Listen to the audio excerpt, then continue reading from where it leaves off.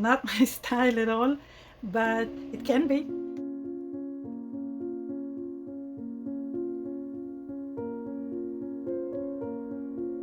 Hello, welcome to my channel.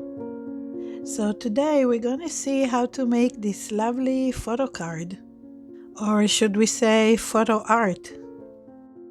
Either way, it's pretty easy to do and only requires just a few supplies. So the other day I made a card for my daughter. I made it sparkly with glitters and little confetti flowers and stuff like this. It's not my style at all, but it can be. I want to give it a try. I decided I want to do more like this. Community post here on YouTube, and actually people liked it, and they even wanted to know how to make it. So here I am. I'm going to show you how I made it, and step by step, and you see it's very easy. The first thing, of course, is to choose our photo. And I decided I want to change the colors. I don't know, just for fun. And for a change, I don't forget to reverse the image before printing. So what we're gonna use for this transfer is a color inkjet photo. You can use, of course, laser if you want. Usually I prefer to use laser because it's more archival, but inkjet is faster, and we're gonna put a finish on it and a sealer, so it will be good. It won't fade that quickly, I hope. I hope she can keep the card for a while.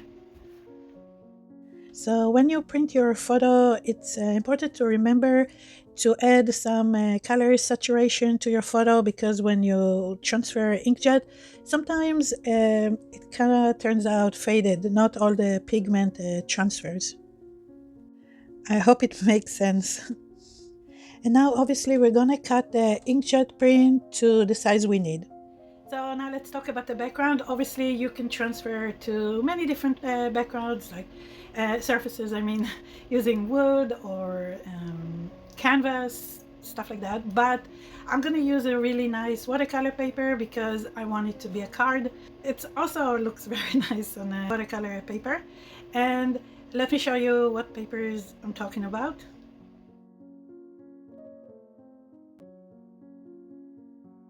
However, watercolor paper can be expensive. So in order to save some money, I buy them in large sheets and then just cut them to the size I need.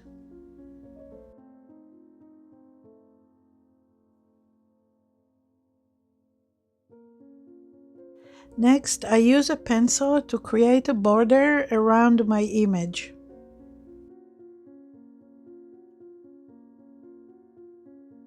We're going to transfer an inkjet photo, and we're going to use a matte medium for the transfer. You can use other gel mediums or even PVA glue or even school glue. I usually use a matte medium, but obviously you can use any other medium you want. Don't listen to me. Just use whatever you want. Okay, so now that we have our photo and we have the transfer medium and we have the surface, watercolor paper surface, yeah, so we can transfer our photo, and you'll see it's very easy. It takes less than 5 minutes to do the whole thing. So here, let me show you how it's done. First, we need to apply and coat our surface with a good amount of the matte medium.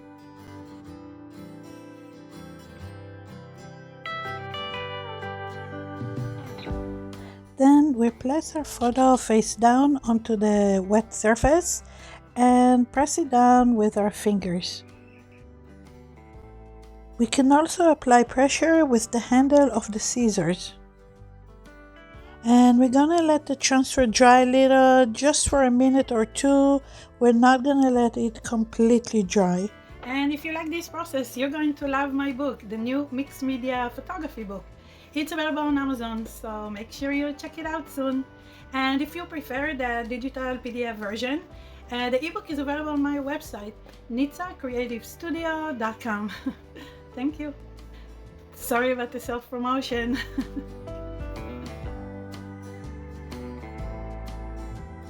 We're then going to use a craft knife to scratch the back of the print.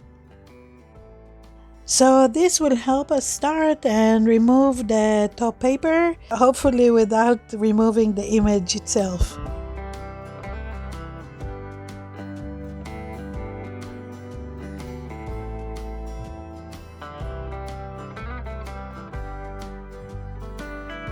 When we're done removing most of the paper, you will see there's still some paper left over. But no worries, once we apply the varnish, the paper will basically disappear.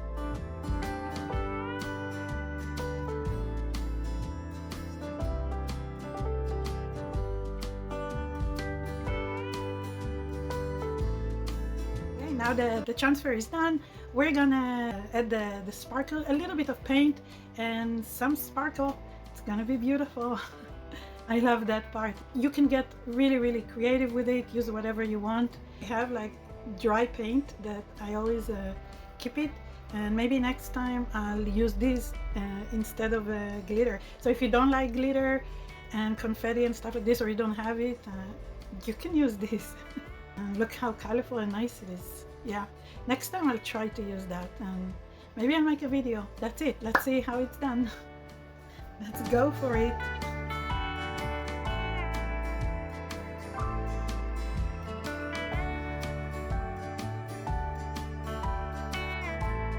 So first, I don't like the gray color at the top here. So I'm going to cover it with some white acrylic paint.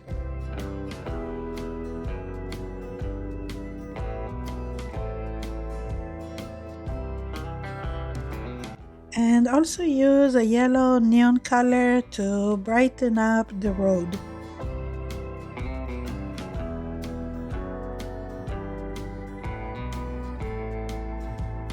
But then I decided to warm it up with this cadmium yellow.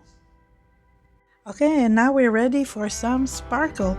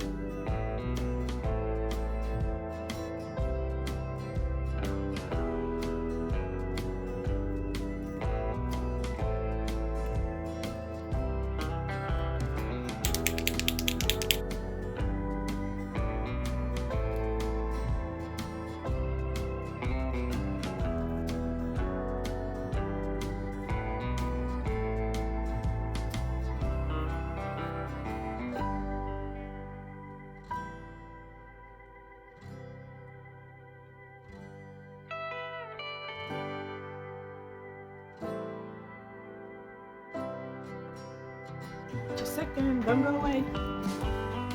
Let's put back the microphone. Making a video. Yeah, so I really love it. It came out so sparkly and so beautiful, and I think she's gonna like it. I'm gonna send it to her next week. I hope she's not gonna watch this video and see it before I'm sending it. I should have made it more of a card, but it's okay. It's okay. I think she's gonna like it the way it is right now. Yeah, so that's it for today. I hope you enjoyed the video. I really had a lot of fun making it. And let me know in the comments below if you are going to give it a try, see if you can make it work. I can keep up with the comments. So yeah, I would love to hear from you. Thank you so much for watching, for commenting, for sharing if you're gonna share. And thank you so much for your time. And I'll see you in the next video. Bye. Yeah, so this was the fastest video I ever made. If you like it, please let me know. I wrote no script. This is so much easier to do, so maybe I can make more videos like that. The reason I wanted to make a quick video is because I'm working on my book and it takes most of my time, but I really want to finish it before the holidays. You know, it's a lot more fun than writing a script and preparing, and it takes many days. This one was done in one day, so now I'll have to edit it. The editing will be a little easier because there's not much footage to edit. So self, darn it, I can't remember what it's called. And I'll see you next time. Bye. Come back soon.